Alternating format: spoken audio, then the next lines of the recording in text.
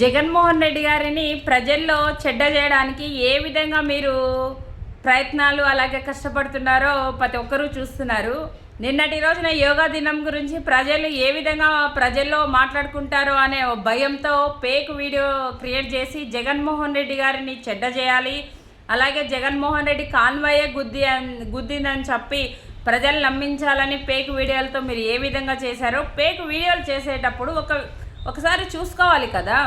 సింగయ్య అనే వ్యక్తి మీద కారే ఎక్కింది అనుకుందాం, ఇక్కడ బాగా ఎక్కిందని చెప్పి ఇక్కడ ఇది నుంచి ఇక్కడ వరకు మీరు చూపిస్తున్నారు కదా.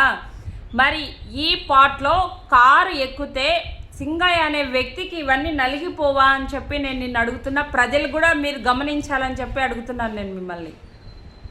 ఒక చిన్న 2 వీలర్ ఎక్కితేనే ఇవన్నీ వాపులు వచ్చేస్తాయి. సింగయ్య అనే వ్యక్తిని యాక్సిడెంట్ అయిన తర్వాత పక్కన పడుకోబెడితే ఈ ఒంటిపైన ఎక్కడ గాయాలు లేవు ఆయనకి.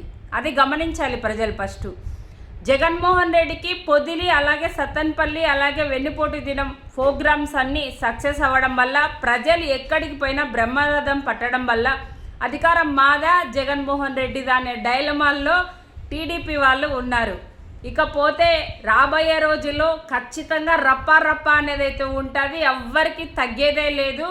ఖచ్చితంగా మీరు చూపించిన ఈ సంస్కృతినే నెక్స్ట్ చూపిస్తారు. అది ప్రజలపైన కాదు అండి. ఎవరైతే అన్యాయంగా కేసులు పెట్టి ఏమి తెలియని వాళ్ళని ఇరికించి ఇబ్బందులు పెట్టారో వాళ్ళకి, అది ఆఫీసర్లు కావచ్చు, కూటమి ప్రభుత్వంలో ఉన్న నాయకులు కావచ్చు, దీంట్లో ఏ మార్పు ఉండదు. ఖచ్చితంగా పొరపాటున ఎలక్షన్స్ వచ్చి మేము గాక వైఎస్ఆర్ కాంగ్రెస్ పార్టీ అధికారంలోకి వచ్చి ఏమంటారు అక్కడ కౌంటింగ్ అయ్యి కనీసం అంటే 99కి 1 సీటు అక్కడ పెరిగిపోయిన వెంటనే రపా అనేది స్టార్ట్ అవుతుంది.